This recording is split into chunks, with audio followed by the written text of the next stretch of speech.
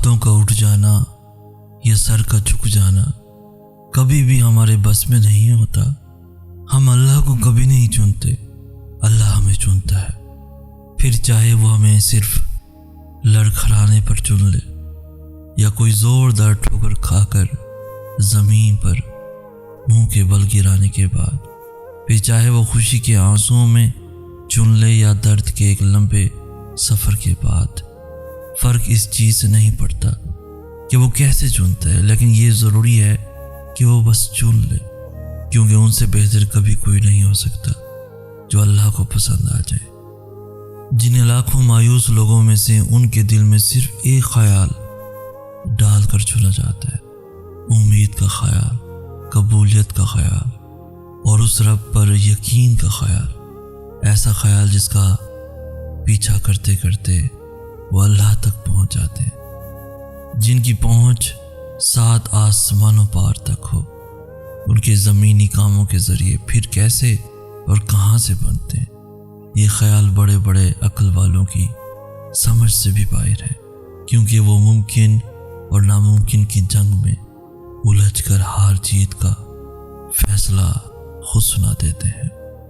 اگر حضرت ابراہیم علیہ السلام کو آگ سے بچایا گیا تھا تو تمہیں بھی بچایا جائے گا۔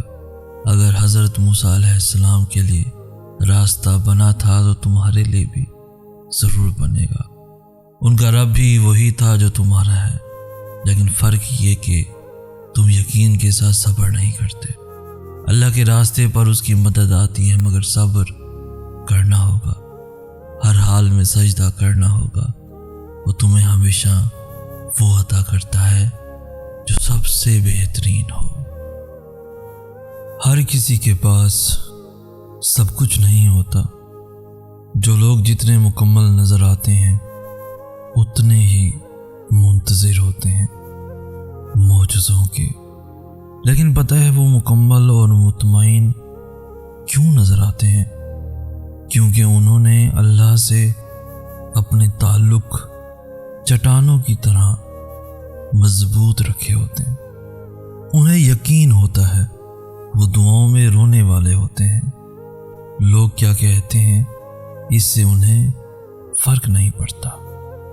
قدرت نے انسان کو بھی کیا چیز بنایا ہے، روز کسی نہ کسی محاذ کا سامنا کرنا پڑتا ہے، اور کئی بار یہ محاذ انسان کو مسلسل ہونے والے جنگ کی کیفیت میں قید کر دیتے ہیں۔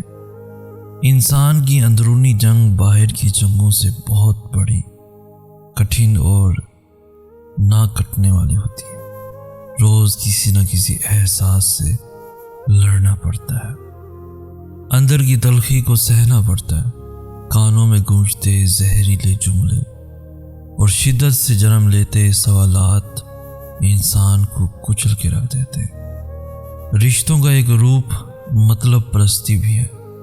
کٹ پتلی کی طرح جی حضوری کرتے رہو تو سب ٹھیک، ورنہ رشتے کچے دھاگے کی طرح ٹوٹ جاتے ہیں۔ انسان کتنا عجیب ہے، خوشیوں کے 1000 بہانے ہونے کے باوجود خود کو دکھی رکھنے کا کوئی نہ کوئی جواز تلاش کر ہی لیتا ہے۔ کتنا پرسکون ہوتا ہے سینے میں دھڑکتا دل جب اسے اطمینان ہو کہ اس نے اپنے راز کسی فکر کرنے والے کو بتائے ہیں۔ انسان کو دل پر بوجھ بڑھانا نہیں چاہیے۔ ختم کریں یہ مایوسی اور سب نفرتیں۔ دل اللہ کا گھر ہے، کوئی ابلیس کا ٹھکانہ نہیں۔ اگر کسی انسان پہ گزرنے والی کیفیت اس کے دل کے بجائے اس کے ماتھے پر لکھ دی جاتی تو تم جن سے حسد کرتے ہو تمہیں ان پہ رحم آتا۔ زندگی میں کوئی خوشی، کوئی رشتہ، کوئی جذبہ کبھی مستقل نہیں ہوتا، ان کے پاؤں ہوتے ہیں۔ ہمارا سلوک اور رویہ دیکھ کے کبھی یہ بھاگ کر قریب آ جاتے ہیں، کبھی آہستہ آہستہ دور چلے جاتے ہیں۔ اگر آپ محسوس کریں کہ کوئی آپ سے اکتا کر دور جانا چاہ رہا ہے تو آپ کو چاہیے کہ خود ہی اس سے 4 قدم دور ہو جائیں۔ کچھ بھی برداشت کر لیں مگر نظر انداز کرنا گوارا نہ کریں۔ اگر وہ آپ سے دور رہ کر خوش ہے تو آپ کو چاہیے کہ آپ اس کو وہ خوشی دے دیں۔ وہ دل کتنے خوبصورت ہوتے ہیں جن میں کسی کے لیے حسد، بغض، کینہ نہیں ہوتا، بس محبت، شفقت اور خیر کے جذبات ہوتے ہیں۔ ایسے دل بہت قیمتی اور اپنے اور سب کے لیے سکون اور عافیت کا سبب ہوتے ہیں۔ اپنے دلوں پہ محنت کیجیے کہ ان کو ایسا ہی قیمتی اور پرسکون بنائیں۔ اللہ کو بہت پسند ہے جب تم دنیا سے نہیں اس سے مانگتے ہو، جب تم بے بسی کا رونا کائنات کے سامنے نہیں اس کے سامنے روتے ہو، جب تم سب ختم ہونے کے بعد بھی اس بات پر یقین رکھتے ہو کہ اس کے سوا تمہیں کوئی کچھ نہیں دے سکتا۔ یہ جو نفس کا جال ہے نا، اس سے محفوظ رہنے کے لیے قدم قدم پر محنت کرنی پڑتی ہے۔ ایک شعوری کوشش سے ساری خواہشات سے دستبردار ہونا پڑتا ہے۔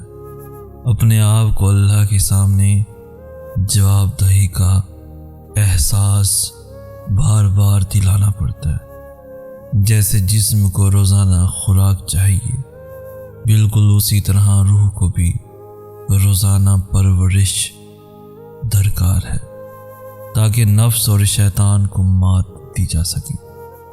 تنہائی اور خلوت دو مختلف چیزیں ہیں۔ جب ہم تنہا ہوتے ہیں اس غلط فہمی میں مبتلا ہو جانا بہت آسان ہوتا ہے کہ ہم سیدھے راستے پر ہیں، لیکن خلوت یہ ہے کہ آدمی تنہا ہوتے ہوئے بھی تنہا نہ ہو۔ بہتر ہے کہ ہماری تنہائی کسی ایسے شخص کے دم سے آباد ہو جو ہمارے لیے ایک بہترین آئینے کی حیثیت رکھتا ہو۔ یاد رکھو کہ صرف کسی دوسرے انسان کے دل میں ہی تم اپنا درست عکس دیکھ سکتے ہو، اور تمہاری شخصیت میں اللہ کے جس مخصوص جلوے کا ظہور ہو رہا ہے وہ صرف کسی دوسرے انسان کے آئینہ قلب میں تمہیں دکھائی دے گا۔ اپنی ذات کے علاوہ ہر انسان دوسرا ہوتا ہے، اور دوسرے تو پھر دوسرے ہوتے ہیں۔ کبھی انہیں ذاتی طور پر آپ پسند نہیں ہوتے، اور کبھی آپ کے منہ سے نکلی کوئی بات بہانہ بن جاتی ہے، تو کبھی مقابل کی نسبت آپ کا ظرف برابری نہیں کر پاتا۔ لوگ تو لوگ ہوتے ہیں، انہیں اپنی غلطی ہی نہیں لگتی۔ ان کو اگر اپنا خدا نہ مانا جائے تو بھی برا مان جاتے ہیں۔ آپ زبردستی کسی کو دو کاموں کے لیے مجبور نہیں کر سکتے، ایک محبت اور دوسرا عبادت۔ دونوں دل سے ہوتی ہیں اور دونوں کا رشتہ روح سے جڑا ہوتا ہے۔ صبر کیا ہے؟ صبر یہ ہے کہ جب اللہ ان معاملات میں دیر کرے جو آپ چاہتے ہیں کہ ابھی کے ابھی ہو جائیں، یا ان چیزوں کو دینے میں وقت لگائے جنہیں آپ فوراً حاصل کرنے کی طرف رکھتے ہیں، تب بھی آپ شکوہ نہ کریں، تب بھی آپ اپنے منہ سے مایوسی کے الفاظ نہ نکالیں۔ یہ ہوتا ہے صبر۔